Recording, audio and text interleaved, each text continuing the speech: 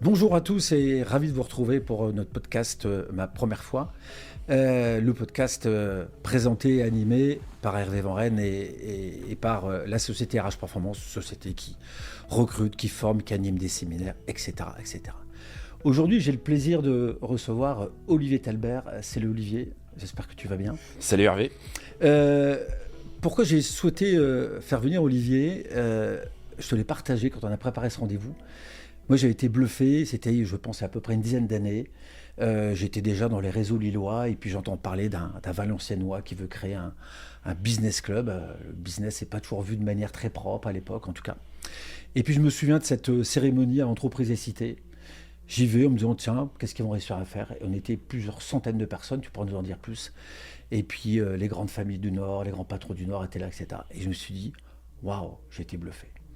Alors ma courte présentation s'arrête là. Est-ce que Olivier, tu souhaites rajouter quelque chose à cette courte présentation de ton parcours? Ouais, alors j'ai une chance, d'abord merci Hervé, j'ai une chance incroyable, c'est que tu as en face de toi un homme heureux qui depuis 40 ans que je travaille, je fais des choses qui me passionnent, qui me plaisent et surtout je prends énormément de plaisir. Alors, bien évidemment, on parle d'une résultante.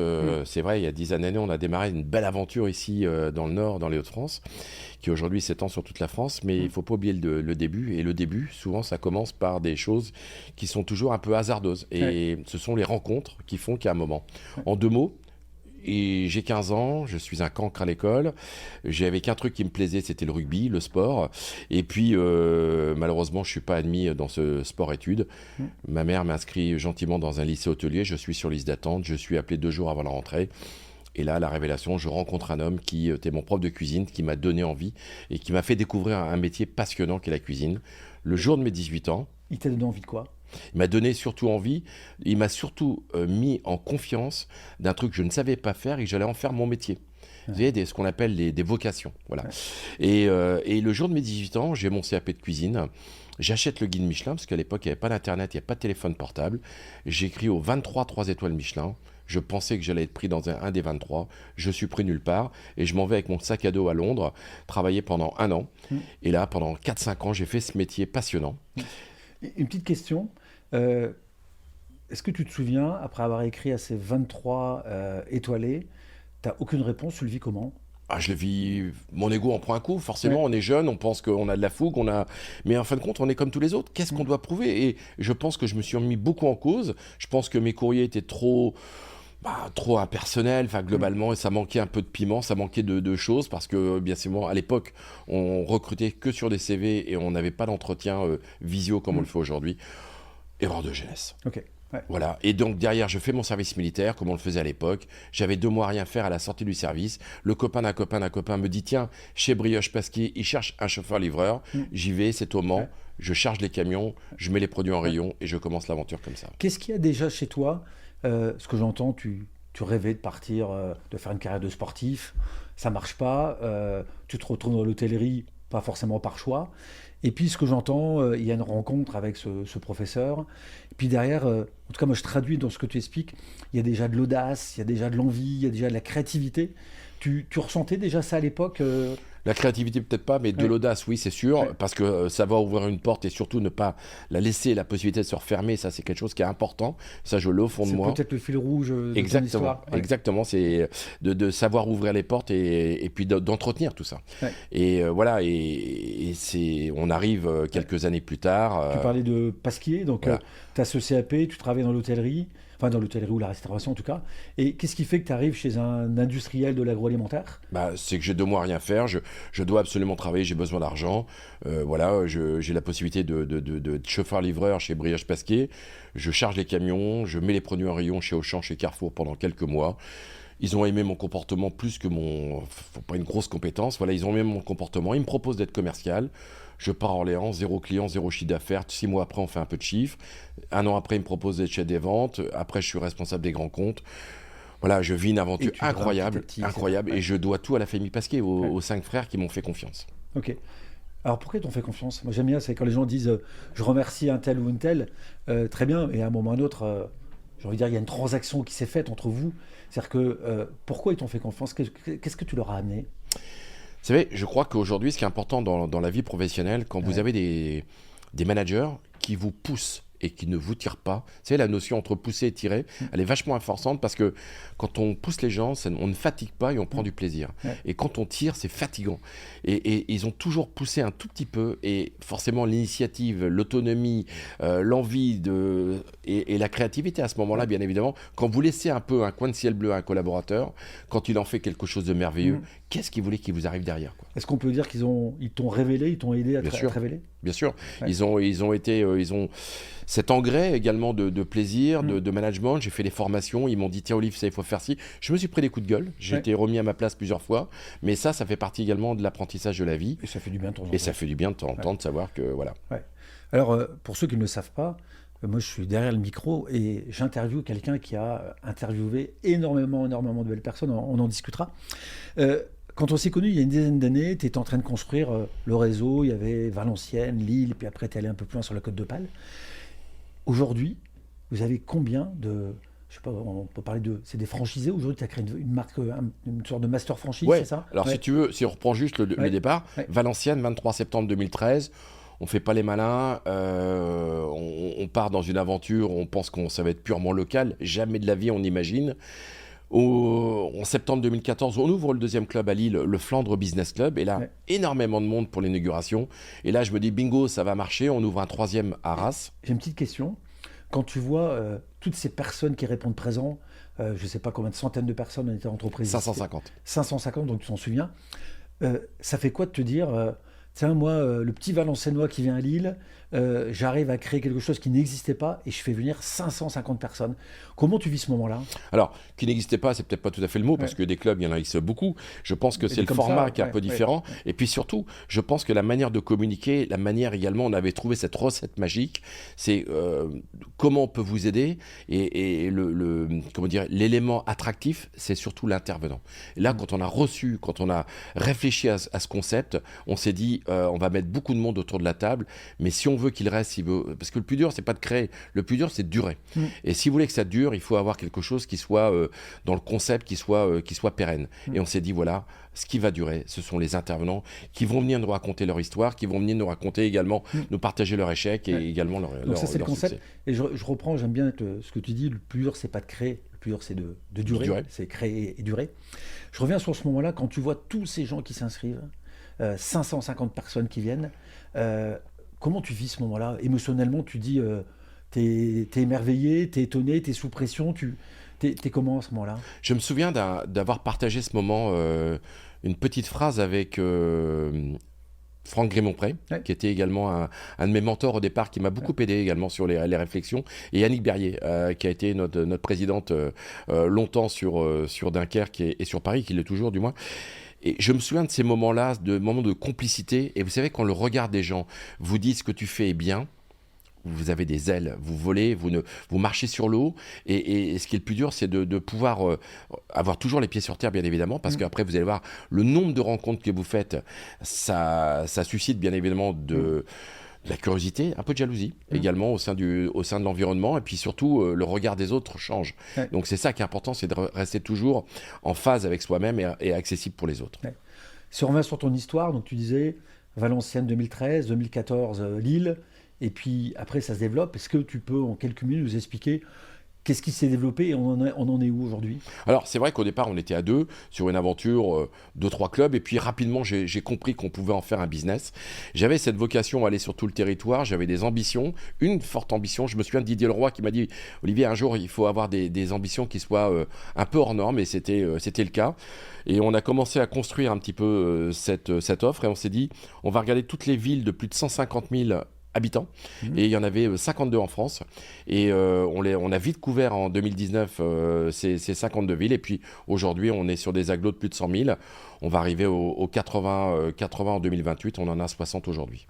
Tout ça en 10-12 ans? Ouais, 10-12 ans. Mais je ne l'ai pas fait tout seul. Je l'ai fait parce que j'étais conseiller, parce que j'ai eu la chance de rencontrer les bonnes personnes. J'ai une équipe formidable. Vous savez, aujourd'hui, quand vous faites confiance également à des collaborateurs, tout ça, les gens, quand ça pétille dans leurs yeux, quand ça donne envie, vous savez, vous n'avez pas besoin de leur dire grand-chose. Ils comprennent très vite les enjeux et ils ont envie de s'approprier les choses. Tout à l'heure, tu me disais que ton métier, en tout cas, j'ai bien aimé la manière dont tu l'as présenté. Tu disais qu'on était des créateurs de liens. Ouais. Tu peux développer cette partie-là, créateur de liens? Vous savez, aujourd'hui, j'ai un directeur général qui est Vincent avec moi, Vincent Degallet. 15 ans qu'il était mon banquier. Et un jour, je me souviens, on était au foot et il me dit, tiens, j'ai fait mettre en relation, je sais plus quel était le métier, mais peu importe, c'était peut-être un plombier avec un charcutier. Et il les a fait rencontrer et lui, il n'avait pas beaucoup d'intérêt là-dedans, parce que je suis banquier. Sauf qu'aujourd'hui, quand les gens se sont rencontrés, c'est grâce à Vincent. Et au fur et à mesure du temps, les gens ont eu des projets. Et ils ont toujours souvenu qu'à un moment, c'est grâce au banquier qu'on avait rencontré telle ou telle personne. Moi, je crois beaucoup à ça. Je crois beaucoup à cette mise en relation qui, peut-être à l'instant T, n'a pas beaucoup d'intérêt, mais qui, peut-être demain, peut avoir des conséquences dans le bon sens, bien évidemment, en termes de business. Ouais. Ton modèle aujourd'hui, si tu devais me le présenter en une minute, c'est quoi? Plutôt que d'aller chercher la sous-traitance à l'autre bout de la France ou à l'autre bout de l'Europe, à côté de chez vous, il y a peut-être une entreprise qui fabrique ce que vous cherchez. Notre modèle au départ, notre concept, c'est ça. C'est de mettre autour de la table des gens qui, sur le papier, ont peu de chances de se rencontrer et qui, autour d'une table, peuvent se dire les choses. Et ça marche? Ça marche. On a un taux de fidélité qui est assez incroyable. On a un taux de renouvellement qui est de 85% aujourd'hui. Voilà, en moyenne, il reste 4 ans et demi au sein du réseau.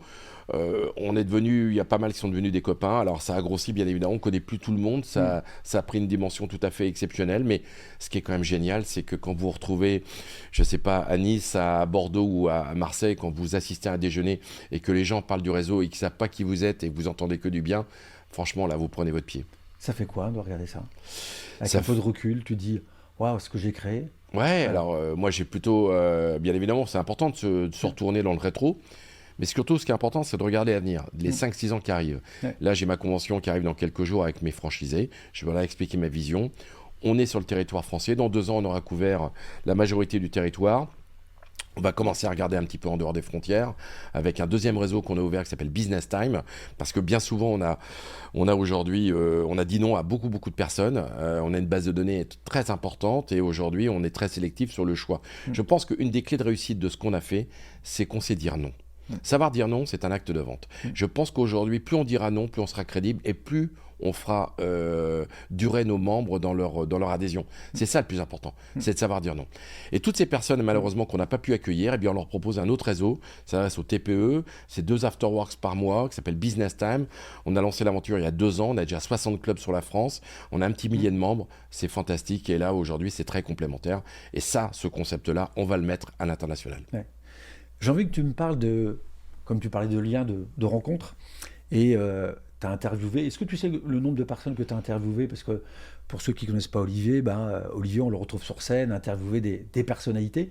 Tu as interviewé combien de personnalités, tu le sais? Personnellement, j'en ai fait 650. 650, ouais. Et on a fait 2800 déjeuners, rencontres dans le réseau depuis le début de l'aventure. 650, ok. Mais c'est pas forcément des gens connus, tu vois, Hervé. C'est pas parce que on a accueilli, je sais pas, Nicolas Sarkozy, François Hollande ou je ne sais quoi. Moi, ce qui m'apporte le plus, je me souviens d'un Olivier Lajousse, par exemple, qui est un amiral, qui a été élu DRH de l'année en 2012. Cet homme m'a bouleversé dans son témoignage. Comment on dirige 2000 personnes sur un porte-avions sans que les mecs se foutent sur la gueule. C'est ça qui m'intéresse. C'est de comprendre comment le métier de chacun, et je veux dire, aujourd'hui, c'est pas forcément des gens connus, et j'adore. Yvan Bourgnon qui va partir faire le tour du monde à l'envers prochainement, moi, ça me subjugue quand j'entends des histoires comme ça, parce que le mec, il pourrait rester au coin du feu chez lui, et le mec, il est toujours en train de se mettre en situation, en projet. Alors, tu as devancé peut-être un peu les questions que j'allais te poser. Parmi ces 650 personnes, et peut-être que tu me parleras de l'amiral, est-ce qu'il y a une personne qui t'a touché en particulier? Ou plusieurs personnes, évidemment. Mais si on avait une, ça serait qui et pourquoi? Difficile de répondre à ça, mais aujourd'hui, je me souviens de le début. Le début, beaucoup d'appréhension, c'est vrai quand vous avez des gens connus au téléphone, vous vous dites comment je veux m'y prendre, mais en fin de compte, c'est des gens comme vous et moi qui s'expriment la plus belle des manières. Et justement, j'ai une question à te poser. Comment on arrive à convaincre quelqu'un de connu, qui a un agenda de ministre? Toi, tu es profondément inconnu à l'époque. Comment tu arrives à convaincre de venir sur une scène devant des dirigeants, des entrepreneurs et pas que? Comment tu fais? Je crois qu'il faut savoir donner envie, il faut savoir également s'appuyer sur ses forces et puis surtout d'expliquer clairement ce qu'on attend d'eux. Alors bien évidemment, je vais être très clair, il y a des contreparties financières pour la majorité d'entre eux et ça aussi c'est un élément qui est important. Je pense que les gars ne viendraient pas s'il n'y avait pas également de contrepartie ou de modalité en face. Mais peu importe, aujourd'hui, quand on reçoit 3 fois Nicolas Sarkozy et à plusieurs reprises des hommes politiques sur tout le territoire, ceux-là ne sont pas payés, bien évidemment, mais ce que je veux dire, c'est qu'il y a une notion de plaisir qu'ils ont pris. Et quand vous avez le lendemain matin, je me souviens, il est venu le 13 décembre 2023, le 14 décembre, il m'appelle à 10h30, je suis dans ma voiture, Monsieur Talbert, je tiens à vous exprimer mes remerciements, j'ai passé un moment unique hier à Lille devant 1200 patrons, tu sais, ça vous fait chaud au cœur. Ça aussi, ça fait partie de l'adrénaline, de ce que vous aimez dans votre métier. Tu vas nous parler à plusieurs reprises de Nicolas Sarkozy. Est-ce que c'est l'une des personnes qui t'a le plus marqué? Ouais. Et pourquoi? Parce que, bien évidemment, l'enjeu était incroyable. La veille de ce déjeuner, je me souviens, toute l'équipe était mobilisée. Plus de 70 personnes étaient là pour organiser l'événement. C'était un mardi, donc le lundi, tout le monde était là. La veille, à 14h, tout le service sécurité de Nicolas Sarkozy vient. 8 gardes du corps, comment on fait venir de Rallye à Lille, le Grand Palais, comment on organise cette logistique-là. Ouais. Ça nous a, franchement, on a grandi, on a franchi des paliers parce que, bien évidemment, c'est des choses qu'on n'a pas l'habitude de faire. Ça, c'était un moment important, et puis surtout d'échanger le lendemain avec lui, parce que quand il m'a... Comment on se prépare? Toi, tu es Olivier Talbert, tu es un ch'ti, tu as réussi à décrocher, d'avoir l'accord d'un président de la République qui vient. Comment on se prépare? Je parle de la préparation mentale, émotionnellement, en termes de logistique. Comment tu fais? Alors, la logistique, c'est ce qui est le plus facile. Globalement, c'est les choses que tu maîtrises. Il ne peut pas nous arriver de problème sur la logistique. Par contre, ce qui est le plus important, c'est de jamais être pris au dépourvu. Et tout ce que vous pouvez apprendre, tout ce que vous pouvez lire, tout ce que vous pouvez entendre sur quelqu'un, il ne faut pas vous priver. Vous savez qu'il vaut mieux avoir plus de richesse dans la tête, ne pas s'en servir le jour J, mais d'avoir des anecdotes qui vont marquer les gens, fait qu'à un moment, tout ça, vous avez plus de facilité à vous exprimer. On ne vend bien, on ne s'exprime bien sur des choses qu'on maîtrise bien. Et donc, tu te prépares et tu as cette interview avec Sarkozy. Pourquoi elle t'a touché en particulier ? Parce qu'on a touché, il y a un sujet qui est vraiment important dans ce qu'on fait, c'est l'émotion. L'émotion avec Nicolas Sarkozy, on a parlé de Human Bomb, on a parlé de pas mal de sujets qui l'ont touché. Où est-ce qu'il était le jour quand il perd son élection présidentielle je me souviens de ce moment-là. Non, c'est pas quand il perd, parce que je dis une connerie, il a pas fait les primaires, il a pas été au bout. Mais quand il gagne, justement, comment cette journée du dimanche, à quelle heure il sait qu'il va être président, quels sont les mots qu'il va utiliser, enfin bref, comment il s'organise, même s'il a été controversé à ce moment-là. C'est ça qui est génial, c'est les coulisses. Ouais. Je me souviens d'un Jean-Pierre Raffarin, quand il est venu à Paris, je me souviens sur un dîner. Il rentrait tout juste de Chine, on avait le dîner un mercredi, l'arrivée de Chine le lundi, et ça fait plusieurs fois que je le recevais, et je dis Jean-Pierre, tiens, explique-nous, comment ça marche un voyage présidentiel? Alors il m'explique, voilà, il a fait plusieurs fois l'avion. Alors, premier avion, c'est 70 personnes dans le premier avion avec le président de la République. Le deuxième, c'est 250 patrons qui accompagnent le président en Chine. Et puis le troisième, c'est un avion de secours au cas où les 2 premiers avions tombent en panne. Voilà, et c'est génial parce que là, on est dans les coulisses. Comment ça se passe un conseil des ministres? Je me souviens de ce moment quand il raconte, c'était un mercredi matin, mon papa venait de décéder, Jean-Pierre Raffarin qui s'exprime, et il est 6h du matin. Jacques Chirac tout de suite est informé, il lui écrit en disant Jean-Pierre, c'est pas la peine que tu viennes, je vais prendre le relais sur le Conseil des ministres. Et Jean-Pierre fait quand même le Conseil des ministres, il est 9h ou 10h du matin. Et là, pendant tout le Conseil des ministres, il voit Jacques Chirac écrire comme il savait le faire. Et à la fin du Conseil, Jacques Chirac lui remet cette enveloppe. Et il nous dit devant tout le monde, c'est la plus belle lettre d'amour qu'on m'ait jamais écrite. Voilà, c'est pour ça. Ouais, voilà, ouais. C'est pour ça qu'aujourd'hui on aime ce métier. C'est pour ça que j'aime ce métier, parce qu'on a des histoires d'hommes et de femmes qui sont tout à fait incroyables, et on a souvent des confidences qui sont hors du commun. Quel lien tu gardes avec ces personnes-là aujourd'hui? Tu as eu 650, mais est-ce que derrière il y a encore des échanges, des rencontres? Oui, bien sûr, bien sûr. On a toujours des moments incroyables. Alors, vous savez, dans le réseau, il faut savoir entretenir les choses. Faut pas, le réseau, c'est important, c'est de ne pas l'utiliser le jour où vous en avez besoin, parce que les gens vous sentent opportuniste. Je pense que tous les trimestres, tous les quadrimestres, il faut envoyer un petit mot. Je me souviens, par exemple, je suis abonné à une page sur Google, qui s'appelle Google Alerts. C'est gratuit. Ouais. Eh bien, j'ai rentré toutes les personnes qui comptent, à la fois les intervenants, puis également des clients, des membres. Et tous les matins, 9h, j'ai une petite revue de presse s'il y a un article presse. C'est comme ça que j'ai su que tu faisais des podcasts. J'ai vu que, voilà. Eh bien, je vais voir, je lis, je bouquine. Et puis, si un truc m'inspire, j'envoie un petit mot. Bravo pour l'article dans La Voix du Nord. Bravo pour le podcast. Et ce petit bravo-là, il fait toute la différence sur la relation, l'entretien du réseau. Ouais. Parce que c'est ça qui est important, c'est de donner de l'information et de savoir remercier les gens. Tes invités, qu'est-ce qu'ils aiment dans les rencontres avec le Business Club ? Qu'est-ce qu'ils apprécient ? C'est quoi les retours qu'ils te font ? Tu sais, c'est vachement plaisant de parler de soi pendant 1 heure devant... Et l'être humain aime bien parler de lui. Parle de moi, il n'y a que ça qui m'intéresse. Ouais. Et voilà, donc ça aussi, c'est quelque chose qui est important, de repartir le parcours. Vous savez, on a Roselyne Bachelot qui vient régulièrement chez nous.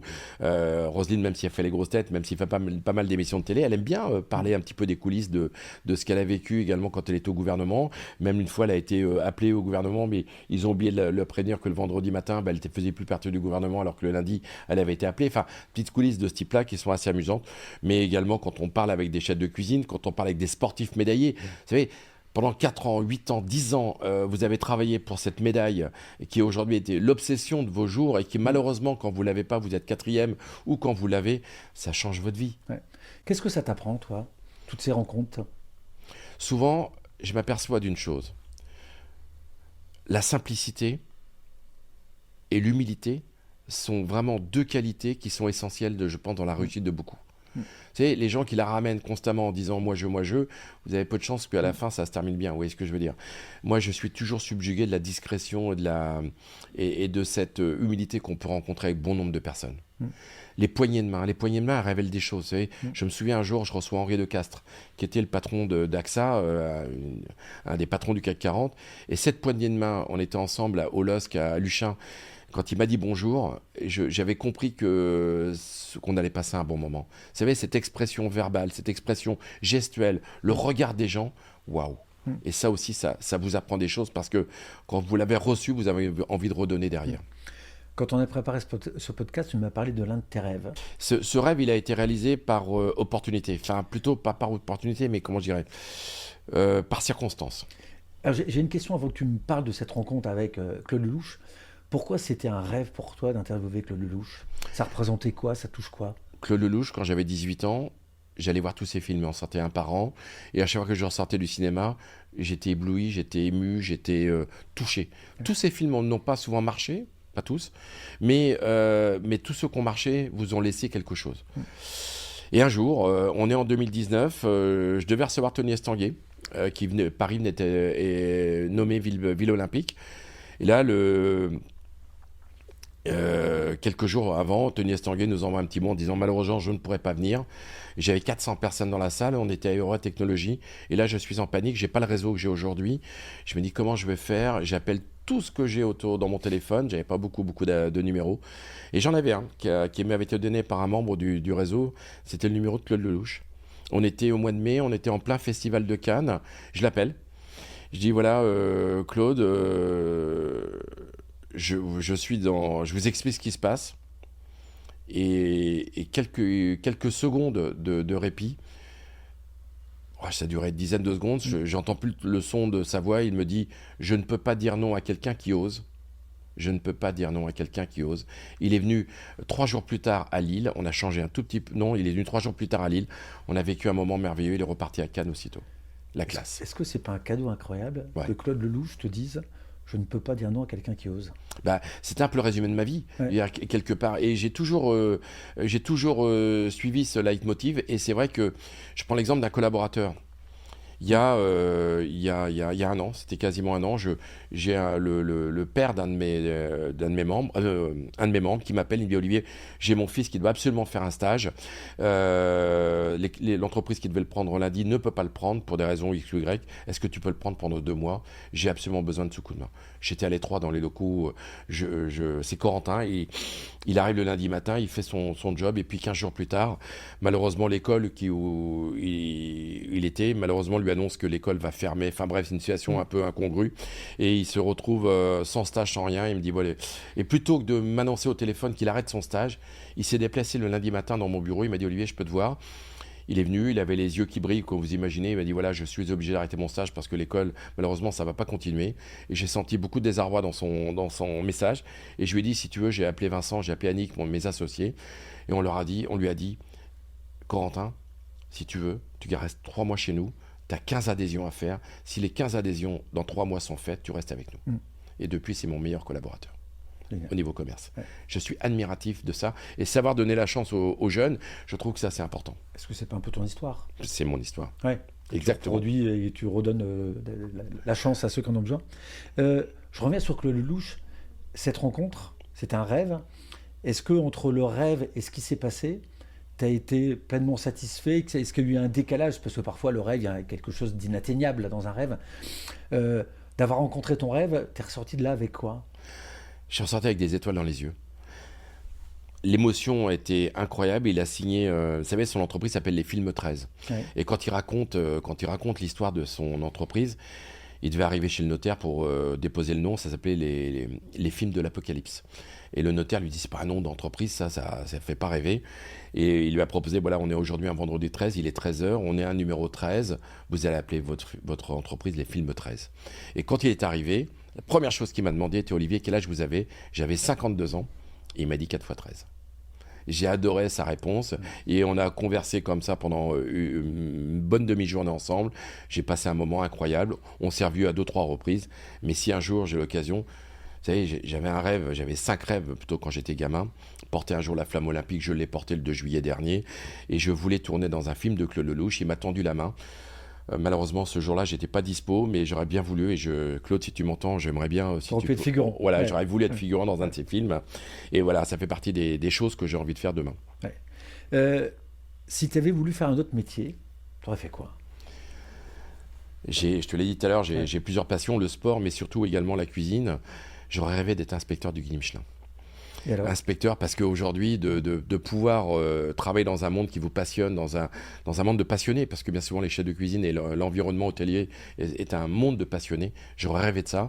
J'ai écrit plusieurs fois à Gwenaël, le patron de Guide Michelin, il ne m'a jamais répondu. Donc s'il nous écoute, alors là, Gwenaël, j'espère qu'il va me répondre. Si on a Claude Lelouch qui nous écoute, plus le patron du Guide Michelin, on aura fait un bon podcast. Ouais, et puis j'aimerais bien, Gwenaël, si tu veux venir également nous raconter un peu l'histoire, les coulisses du Guide Michelin, ça nous intéresserait. Alors là, je suis sûr qu'on est plus de 1000 patrons dans la salle. Ouais. Ce jour-là, tout le monde est intéressé pour savoir comment fonctionne le Guide Michelin. Olivier, tu as eu plein de rencontres, tu as eu plein de souvenirs incroyables. Est-ce qu'il y a un souvenir qui t'a marqué en particulier ? Ouais, j'ai un souvenir qui m'a marqué et c'était également quelque chose que j'avais imaginé quand Paris a été nommé ville olympique. C'était en 2018, on parle des Jeux de 2024. Et j'avais cette idée de pouvoir réunir tous les sportifs médaillés des Hauts-de-France autour d'une table. Et là, on a commencé avec mon équipe à travailler, à chercher quels étaient les médaillés, mais bien évidemment, morts ou vivants. On en avait identifié à peu près 365 depuis 1896. Il en restait 39 en vie à l'époque quand on s'était vu en 2022, en 2019. Et on leur a tous écrit. Et il y en a 31 qui sont venus ce jour-là. Ils sont venus avec leurs médailles. Ils sont venus avec leur médaille de Munich, leur médaille de Montréal, leur médaille de Moscou. Voilà. Et tous ceux qui ont une médaille qui a brillé pour les Hauts-de-France, eh bien, ils sont venus à ce moment-là. Ça m'a profondément marqué. Et on avait 50 gamins qui étaient pressentis pour partir au jeu. Et on était 700-800 au déjeuner. C'était au Vélodrome de Roubaix. Ouais. Et quand on avait un sportif par table, et à la fin, on s'est tous levés, on a tous chanté une Marseillaise a cappella. C'était certainement le plus beau moment. Ouais. Et pourquoi ce moment t'a marqué en particulier ? Parce qu'on a fait un truc que personne d'autre n'a jamais fait. C'est ça qui me plaît. C'est cette idée d'avoir eu cette idée de réunir autant de sportifs, de médaillés autour d'une table et de se dire que personne ne l'a jamais fait. Ça motive les troupes. Le temps passe vite et pour autant, si c'était à refaire, cette histoire entrepreneuriale que tu portes avec beaucoup de succès, qu'est-ce que tu changerais ? Qu'est-ce que tu garderais ? Alors, il y a plusieurs choses que j'ai tardé à faire que j'aurais dû faire plus tôt. Comme quoi ? Digitaliser plus mon entreprise. Ouais. Je pense que mettre de l'IA. Ouais. Je pense qu'aujourd'hui, plutôt que les gens choisissent à côté qui veulent manger, je voudrais plutôt que l'IA nous pousse des suggestions de personnes avec qui on pourrait faire du business demain. Et là, sur tout le territoire. Je voudrais avoir également la possibilité de travailler encore plus en amont avec mes managers franchisés pour faire évoluer le concept. Ce qu'on va faire, la convention, mais je voudrais les rendre plus partie prenante. Je suis un peu trop, je dirais un peu seul, mais parce que j'ai du mal à partager. Tu voudrais les rendre acteurs. Voilà, ouais. Et j'ai du mal à déléguer. Je n'ai pas fait de délégation première langue, tu vois ce que je veux dire. Je suis plutôt, c'est mon côté un peu autodidacte qui me dit j'aime bien contrôler, j'aime bien. J'avoue que j'apprenne à faire confiance. Et puis, Forcément, des fois, alors, on a eu quelques petites claques, on a fait des erreurs de casting sur des recrutements, mais c'est la vie, quoi. Toi, tu es dans les ressources humaines, c'est la vie et il faut l'accepter. On a du mal à... L'échec, on a du mal à l'admettre, on a du mal à le vivre, mais ça fait partie de... C'est un truc que j'ai retenu de la conversation avec Nicolas Sarkozy. L'échec fait partie de la réussite. Et je pense qu'il a raison. Au tout début de cet entretien, tu as tout de suite annoncé que tu étais un homme heureux. C'est quoi un homme heureux ? Un homme heureux, c'est qui fait ce qui plaît, avec les gens qu'il a envie de travailler, avec une famille aimante, et avec des gens où tous les jours il y a du sourire sur les visages. Et tous mes collaborateurs aujourd'hui, j'ai une chance incroyable, c'est qu'on a la chance d'avoir des collaborateurs et des membres qui aujourd'hui nous rendent au centuple. Ouais.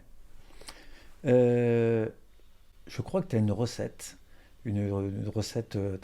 d'Olivier Talbert. C'est quoi la recette d'Olivier Talbert pour vivre ses rêves, pour entreprendre, pour réussir Ouais, alors on a cinq principes également dans nos réseaux Business Club. La première, c'est de donner envie.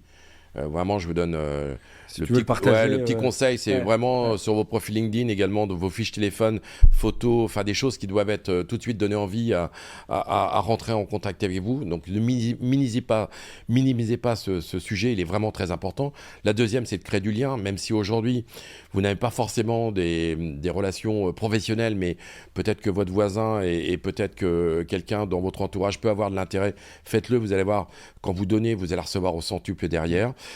Troisième, augmenter votre curiosité, c'est le moteur de l'entreprise, c'est notre carburant. Plus vous êtes curieux, plus vous donnez envie également. La quatrième recette, c'est l'audace. Quand vous osez quelque chose et que quand ça arrive, vous marchez sur l'eau. Et quand vous marchez sur l'eau, c'est ça qui fait qu'à un moment, vous prenez du plaisir, vous ne fatiguez pas et vous avez des résultats. Et puis la dernière, c'est celle que j'aime le plus, c'est générer de l'émotion. Plus on génère d'émotions avec un homme ou une femme, plus les gens se souviennent de vous. Vous savez, quand vous êtes invité à dîner, quand vous avez passé un bon moment avec quelqu'un, et quand vous envoyez ce petit texto, vous savez, merci beaucoup Hervé du moment qu'on vient de passer ensemble ici à Lille, eh bien ce petit texto fait toute la différence entre une relation sincère et celle qui aujourd'hui n'est que du vernis, vous voyez ce que je veux dire. Donc voilà, c'est les 5 principes de base de ce que nous faisons aussi dans le réseau, et j'essaie de m'y appliquer tous les jours. Ça veut dire que je vais recevoir un petit SMS demain ou après-demain ? C'est pas demain ou après-demain, c'est dès ce soir. C'est dès ce soir. Voilà. Est-ce qu'il y a une question que tu aurais aimé que je te pose et que je ne t'ai pas posée, Olivier ? Ouais, si demain tu avais la possibilité de dîner avec plusieurs personnes, avec qui tu partagerais ce moment ? Je te pose cette question, Olivier.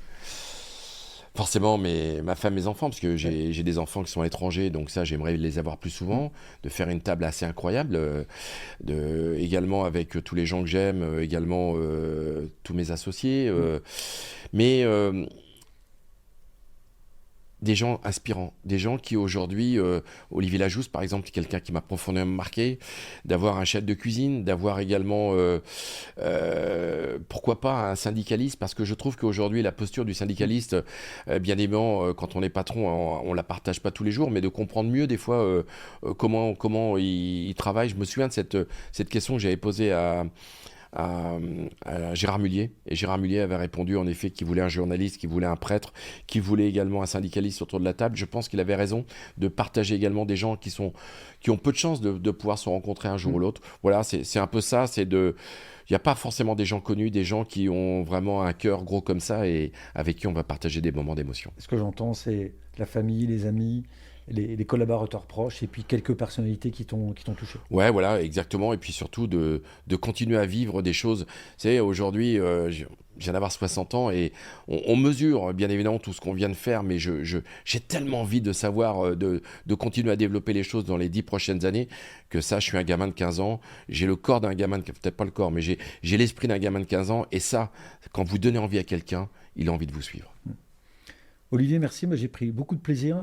Et j'ai envie de te donner rendez-vous dans 5 ans, non pas dans 10 ans comme disait l'autre, mais dans 5 ans pour que tu puisses nous parler à la fois de ces belles rencontres et puis nous dire où tu en seras dans cette belle aventure entrepreneuriale. Super, rendez-vous dans 5 ans. Donc on sera en juillet.